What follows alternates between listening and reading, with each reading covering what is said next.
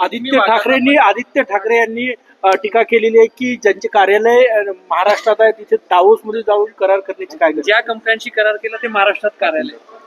असं आहे की इंटरनॅशनल कॉन्फरन्स आहे.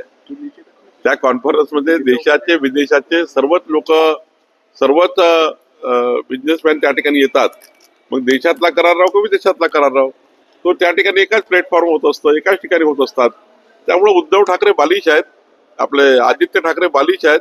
त्यांना अजून सरकार पूर्ण कळलं नाही आहे. ते 2 वर्ष पर्यटन मंत्री होते, ते पर्यटन करत राहिले.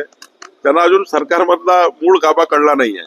आणि देवेंद्रजींचं त्यांनी अभिनंदन करायला पाहिजे होतं की 17.75 लाख कोटी रुपये 17.75 लाख कोटी रुपये महाराष्ट्राच्या पुढच्या गुंतवणुकीत त्यांनी आणलेले आहे.